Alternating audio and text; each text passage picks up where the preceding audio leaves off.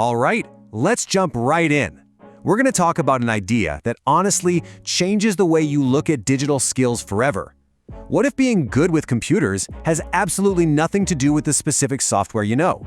It's time to explore the art of digital thinking.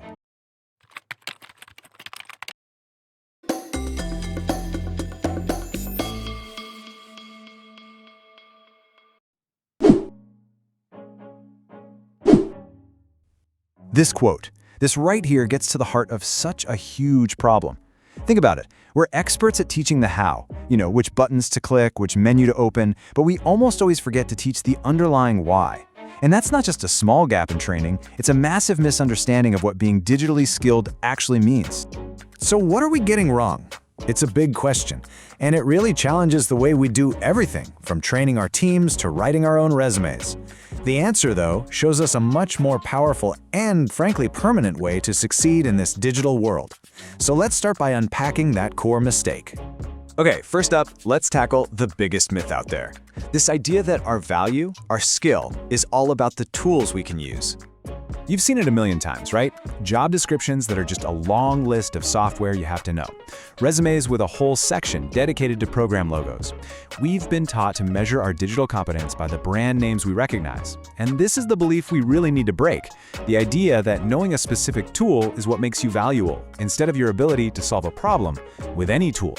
So what's the big deal? What's the real problem with this tool-first approach? Well, it has some serious consequences that, you'll see, create this frustrating cycle that a lot of us are stuck in. This chart just lays it all out so perfectly. On one side, you've got tool-focused learning. It's temporary, right? It's useless the second the next software update comes out. It's super specific, so what you learn in one program doesn't really help you in another. And it makes you reactive. You're just waiting for the tool to tell you what to do. But look at the other side. Thinking-focused learning, that's permanent. The logic, the problem solving, that stuff is timeless. It's adaptable so you can apply it anywhere. And it lets you be proactive. You design the solution, then you pick the right tool for your plan. And all of this leads to what I call the tool trap. It's a vicious cycle. When your entire skill set is tied to a single piece of software, it can literally become obsolete overnight. You find yourself constantly relearning the basics with every new program instead of building on what you already know. You're basically stuck in this reactive loop where the technology is in charge of your workflow and not the other way around. So if learning tools is the trap, how do we get out? Well, this brings us to the really powerful alternative, this amazing concept called digital thinking. Let's be really clear here.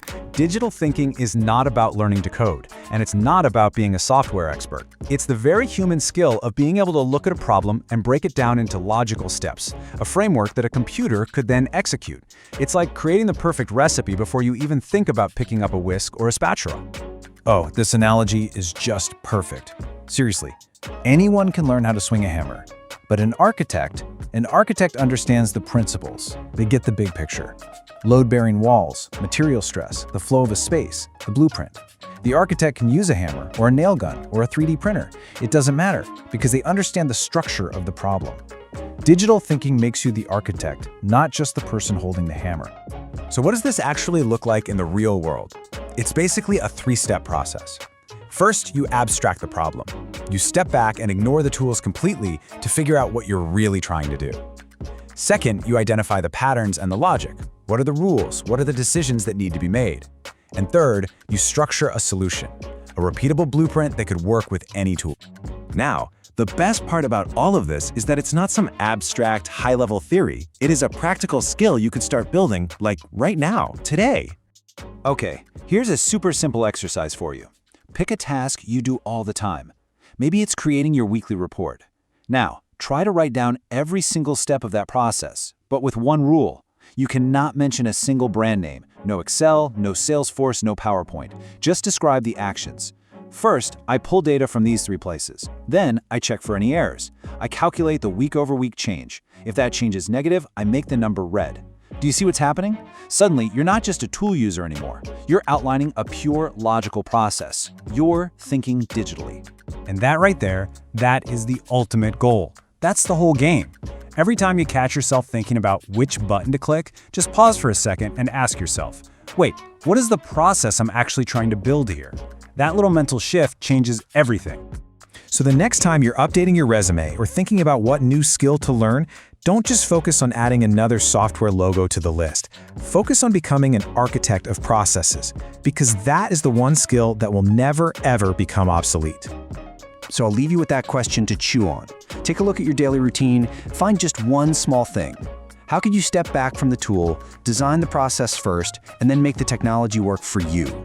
The answer to that question, well, that's the beginning of real digital mastery.